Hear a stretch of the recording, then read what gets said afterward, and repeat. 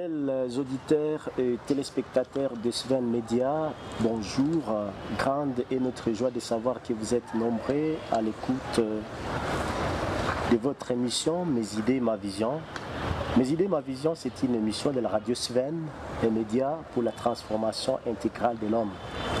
Nous avons reçu ce soir un éminent fils du terroir, ce monsieur Emmanuel Mukwege, qui n'est plus à présenter dans la province, dans la région. Peut-être il va avoir le temps de pouvoir se présenter aux auditeurs et téléspectateurs de Sven Média. Bonjour monsieur Emmanuel. Bonjour. Merci beaucoup. Nous sommes honorés par votre présence dans notre émission. Si vous pouvez de manière succincte vous présenter aux auditeurs et téléspectateurs de Sven Média. Oui, d'abord je vous remercie pour cette invitation. Je m'appelle en effet Emmanuel Mukwege, je suis pasteur de l'église protestante de Perrier en Belgique depuis 25 ans.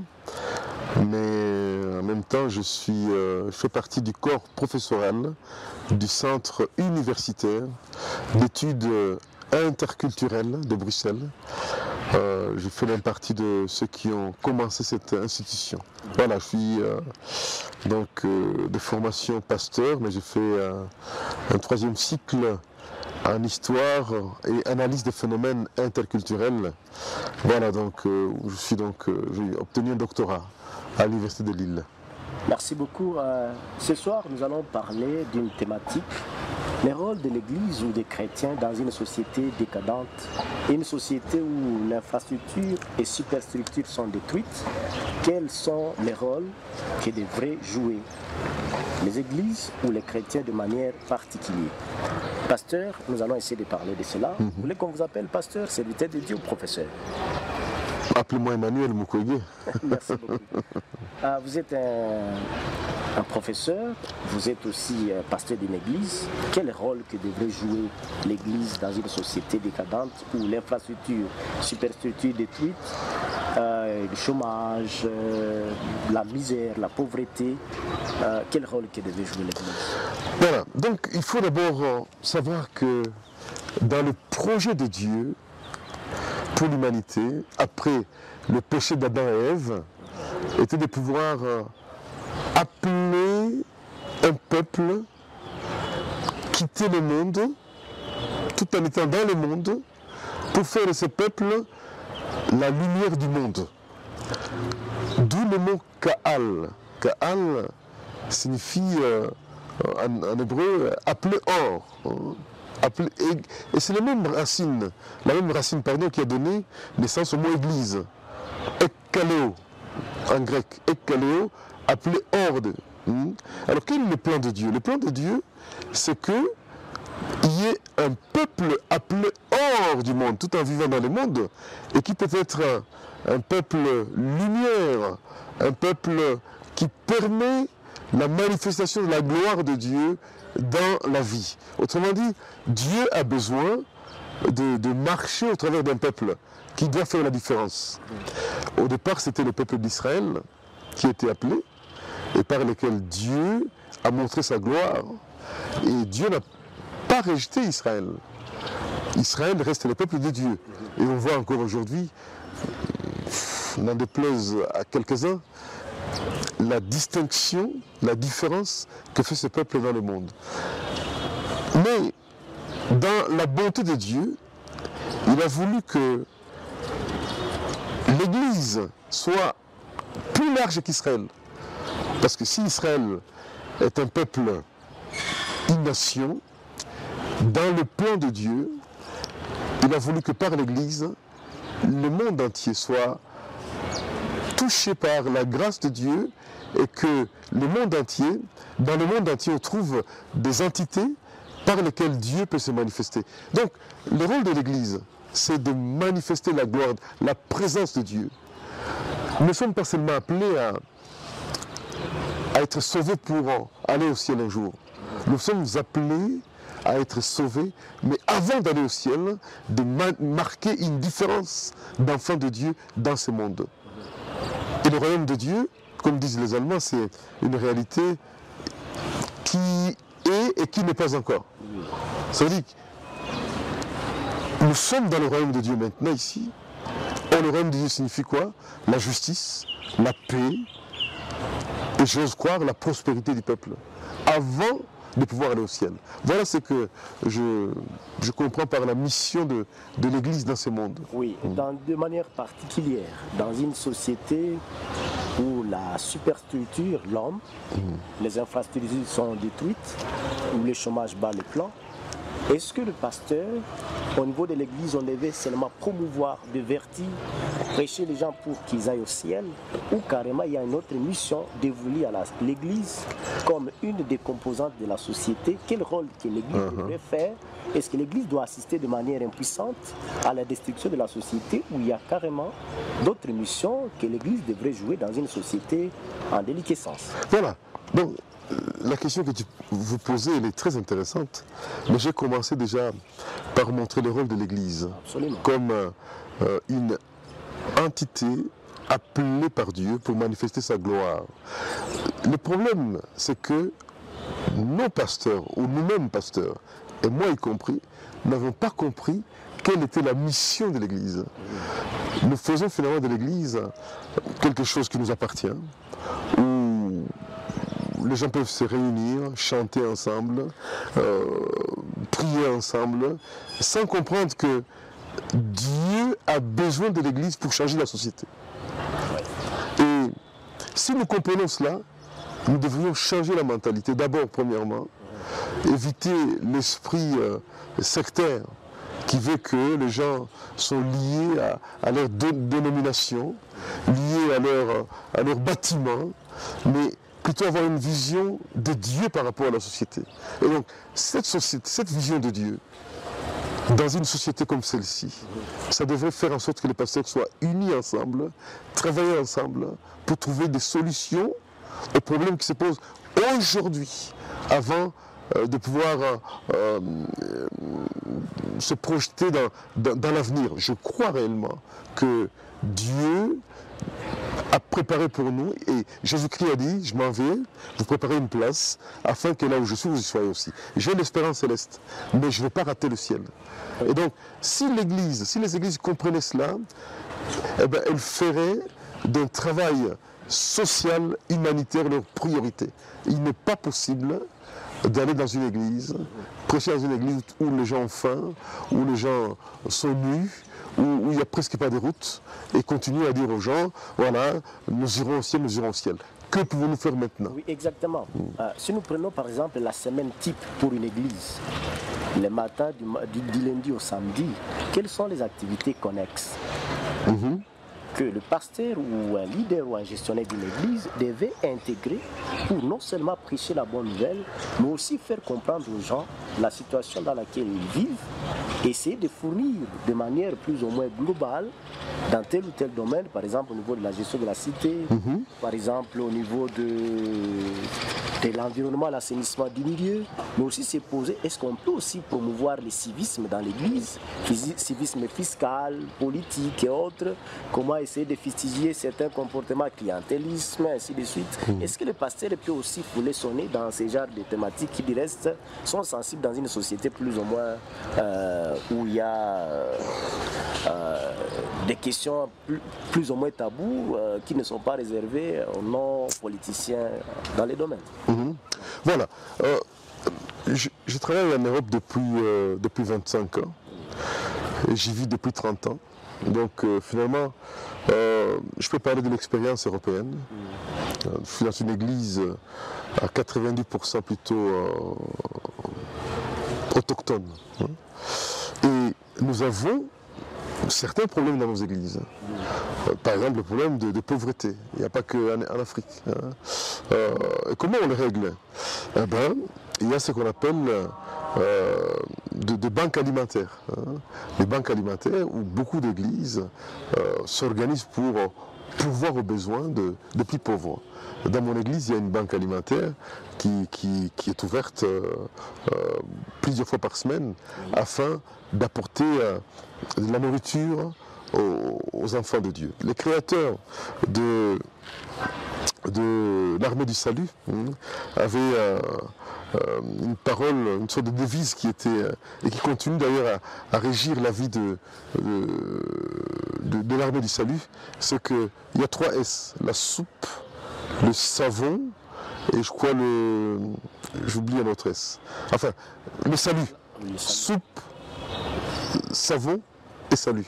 Eh bien, William Booth, le créateur de l'armée du salut, quand il a commencé le mouvement, l'Angleterre était dans la pauvreté totale.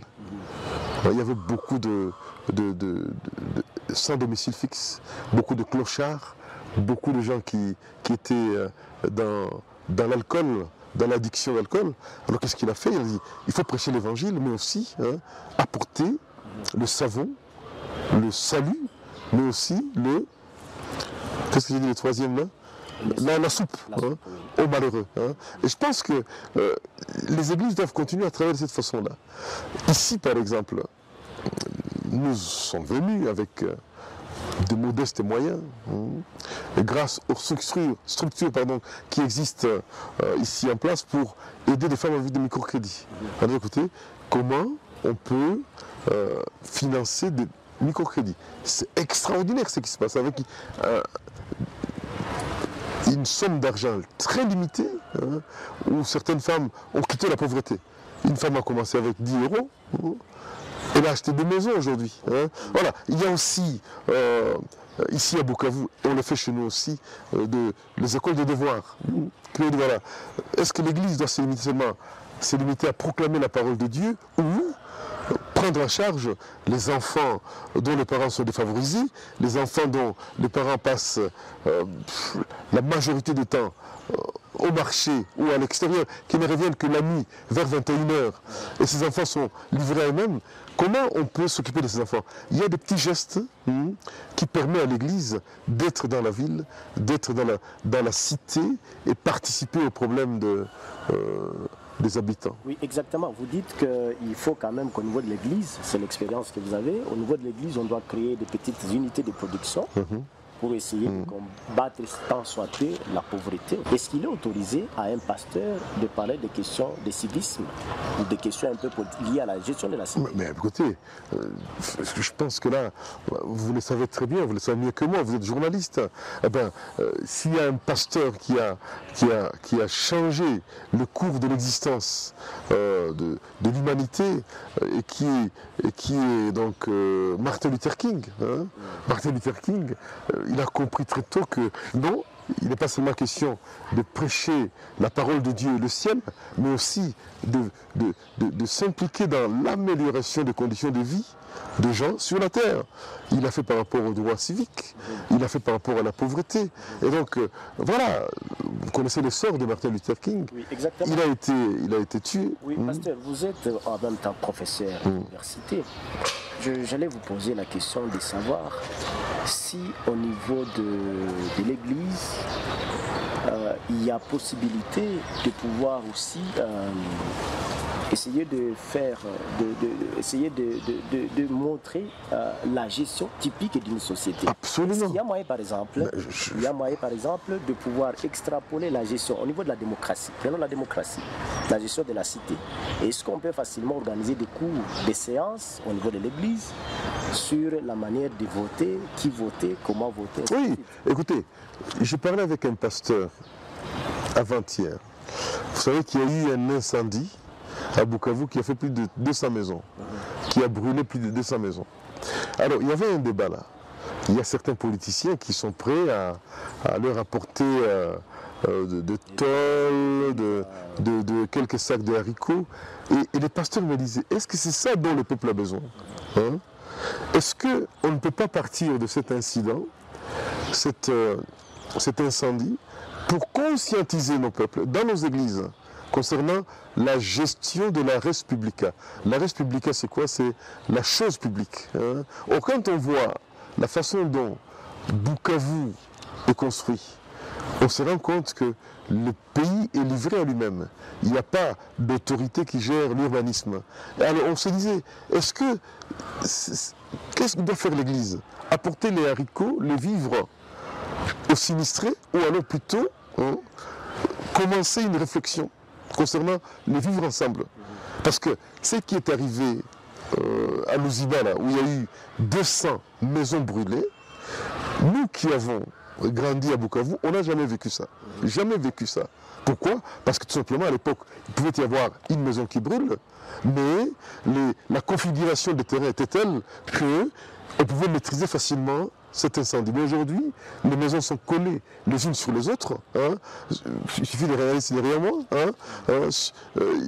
C'est incroyable, c'est catastrophique. Le terrain comme celui de mes parents ici, quelqu'un l'a vendu et on y construit 10 maisons. 10 maisons de 3 niveaux. Comment gérer les eaux? Comment gérer les immondices? Voilà, donc aller là-bas, faire des dons aux sinistrés ne résout rien. Le temps est venu, je pense, et l'Église doit jouer ce rôle. Pour voilà. Exactement. Comment nous gérons la société? Oui, quelle responsabilité? Et l'Église est absente, parce que souvent l'Église joue un rôle qui n'est pas le sien, à savoir s'enquiquiner avec la politique. Et là, l'Église a perdu son rôle prophétique. Oui, l'Église a perdu son rôle prophétique, vous l'avez dit, professeur, pasteur. Mais j'allais poser la question de savoir, à un moment donné, on parle de la fameuse théocratie. Dans beaucoup d'églises, même certaines personnes plus ou moins, peut-être sous-informées ou par mauvaise foi interprétées de diverses manières. La question, le pouvoir vient de Dieu. À un moment donné, on ne sait pas par rapport à la démocratie. Quand est-ce que le pouvoir vient de Dieu? Quand est-ce que le pouvoir vient du peuple?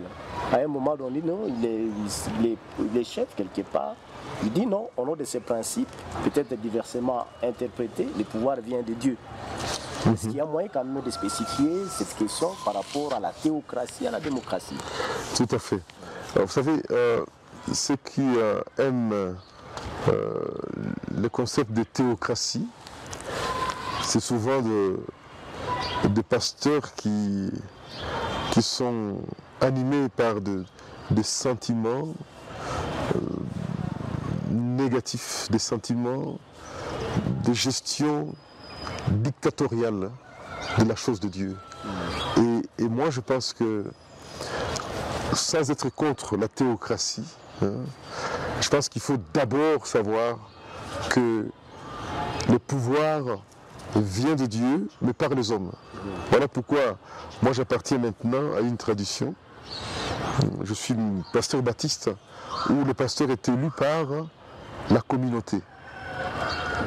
La communauté prie, la communauté cherche la volonté de Dieu, et puis il se fait des élections. Mais pour le baptiste que je suis, donc Dieu peut manifester sa volonté au travers d'une élection, ce qui n'est pas le cas pour ceux qui optent pour le principe théocratique, où l'Église devient gérée par, oui, on dit c'est Dieu qui gère, mais en réalité c'est l'homme qui gère, parce que quand il va quitter le pouvoir, il ne sollicite pas Dieu, il dit voilà, Dieu m'a dit, et il vous amène quelqu'un, un cousin ou des choses comme ça. Voilà, moi je pense qu'à partir du moment où mon pouvoir a été reconnu par l'Église, alors j'exerce, je suis même dans la théocratie.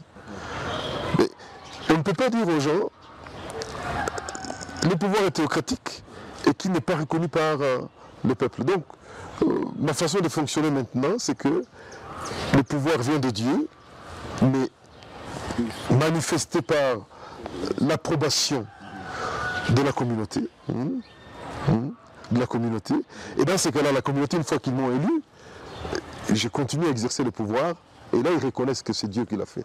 Et je me sens mieux dans cette façon de fonctionner. Oui, au début, vous avez parlé de l'exemple de l'Angleterre, mais aussi on peut parler des pays scandinaves où le christianisme a pris naissance, a évolué. Mais on se rend compte qu'ils sont des pays plus ou moins avancés. Contrairement à notre pays, la République démocratique du Congo, où sur 100 habitants, il y a au moins 95 chrétiens. Comment se fait-il possible que malgré le christianisme, la prolifération des églises, des réveils, des grandes communautés, églises catholiques et autres, pourquoi cette incidence de l'émergence des églises ne se fait pas sentir dans le vécu quotidien, n'incite pas aux gens à améliorer leur bien-être ou carrément à travailler pour le développement du pays. Pourquoi ces contrastes? C'est ça la grande question. Je discutais avec un ami, Philippe, qui était là, et on s'est dit, mais c'est contradictoire. Je pense, moi, le problème se trouve au niveau du leadership. Est-ce que nos pasteurs sont vraiment appelés? Vous savez, la seule chose qui marche au Congo pour le moment, c'est l'Église, où tout s'est complètement détérioré. L'administration, le business, le seul endroit où on pouvait avoir une certaine promotion, une certaine prospérité, c'est dans l'Église. Alors on se demande, les gens viennent, est-ce que c'est pour la cause de Dieu ou c'est pour leur propre cause? Si vraiment les gens sont appelés pour la cause de Dieu, ils ne peuvent pas tolérer certaines choses qui se font dans la société. On a besoin de gens comme Martin Luther King qui peuvent dénoncer le mal. Mais Martin Luther King, prenons même Karl Marx, on peut peut-être affirmer de manière provisoire l'idée de Karl Marx quand il a dit finalement que la religion c'est l'opium du peuple. Parce qu'apparemment les églises ne font qu'endormir le peuple au lieu d'amener des citoyens, être réellement des bons citoyens à travailler pour le développement de la nation. Ouais. On dit alléluia, vous allez au ciel, vous irez en Europe, il y aura la prospérité, mais on ne sait pas réellement aborder des questions vitales, des questions existentielles des individus dans la société. Oui, d'abord il faut dire que Karl Marx avait dit la religion était l'opium du peuple, mais souvent on oublie la suite de la phrase. C'est qu'il disait que viendra un temps où les gens n'auront pas besoin d'église. Est-ce qu'on peut utiliser l'adage de Karl Marx encore aujourd'hui? Dans certaines situations, oui. D'autant plus que nous avons des nouvelles, nous avons des informations où des pasteurs travaillent en connivence avec la politique.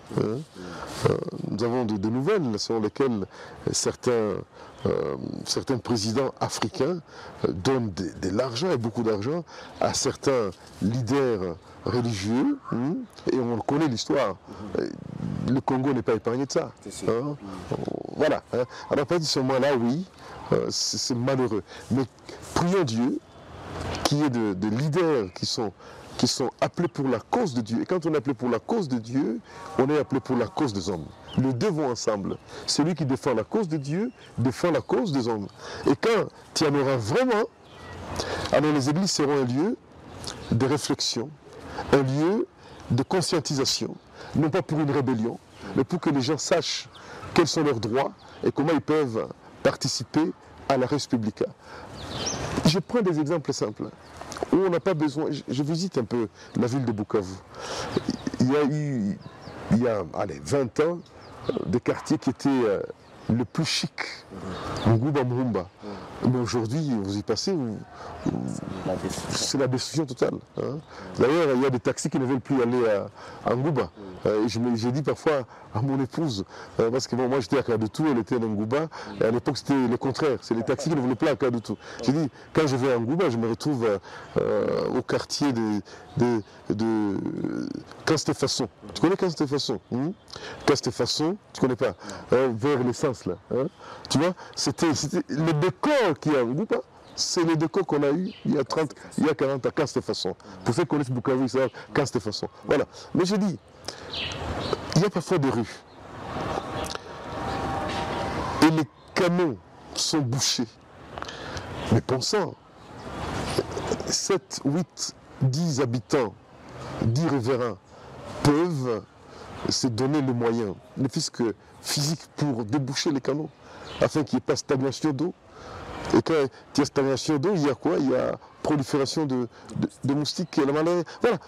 Est-ce qu'on doit atteindre tout d'en haut? L'Église peut jouer un rôle là, on disait, écoutez, il y a un problème qui se pose dans les voisinages, comment on peut le régler? Je pense que la chance, merci pour la question, la chance du Congo pour le moment, c'est que nos églises sont pleines. Je ne dis pas qu'elles sont pleines de chrétiens, mais elles peuvent devenir réellement de lieux de réflexion pour un nouveau départ. Exactement. Nous sommes presque à la fin de notre émission, Mes idées, ma vision. Mais une dernière question au pasteur. Est-ce qu'il peut y avoir la vertu sans élément vital? Pose la question quelqu'un qui a des problèmes, même pour trouver à manger, scolariser les enfants, payer les loyers, même payer de l'eau. Ça devient un grand problème, une grande préoccupation. Est-ce que celui-là peut vivre la vertu que l'Église prône au quotidien? Oui, merci pour la question. Il y a un psaume, je pense que c'est le psaume 11 qui dit « Quand les fondements sont détruits, que feraient les justes ?» Oui. Pour moi, tout est dans cette question. Il y a cette vérité que nous sommes appelés à rester autant que nous le pouvons juste dans une société détruite. Et donc moi je ne peux pas, vous savez, il y a ce qu'on a appelé à l'époque la morale des situations. Vous avez déjà entendu parler? La morale des situations, c'est voilà, une femme qui est emprisonnée par les nazis. Elle a 2 enfants en bas âge à l'extérieur. Et on lui dit, voilà, pour être libéré, il faut faire l'amour avec l'un des gardiens. C'est ça, n'est-ce pas? Alors, que ferait la femme? Doit-elle coucher avec ce gardien et aller à l'encontre de tous ces principes pour sauver les enfants? Bon, chacun répondra comme il veut. Mais moi, je pense que ma foi me dit non. Quand les fondements sont détruits, le juste doit rester juste.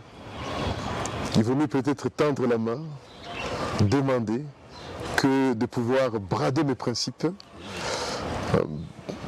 Voilà, donc je ne fais pas moraliser les gens, mais ma foi me dit que mon Seigneur pourvoira à mes besoins dans n'importe quelle situation. Merci beaucoup. Fidèles auditeurs, spectateurs, téléspectateurs de Sven Média, nous sommes à la fin de notre émission Mes idées, ma vision. Nous avons essayé de réfléchir sur une thématique, les rôles de l'Église ou du chrétien dans une société décadente. Nous avons reçu ce soir le pasteur Emmanuel Mukwege, qui n'est plus à présenter parce qu'on l'a déjà reçu plusieurs fois dans le numéro précédent. Et ensemble, nous avons essayé de réfléchir sur la question. À la réponse, il a été avéré que les chrétiens ou l'Église ne devaient pas seulement prêcher pour le salut des âmes, mais aussi les responsables ou les leaders de l'Église doivent aussi promouvoir des activités susceptibles d'améliorer ou d'accroître ou de lutter contre la pauvreté, mais aussi éveiller les consciences, mobiliser la population sur la gestion de la société, la res publica, comme il a dit, mais aussi et surtout essayer de réfléchir dans quelle mesure du possible on peut transformer la société. Parce que l'Église devrait être le pivot ou le fondement du développement de la nation. Pasteur, si vous avez juste un dernier mot de la fin avant de terminer cette émission. Il s'agit juste de vous remercier, donc la radio Sven et la télévision Sven. Je vous trouve admirable avec vos moyens très limités.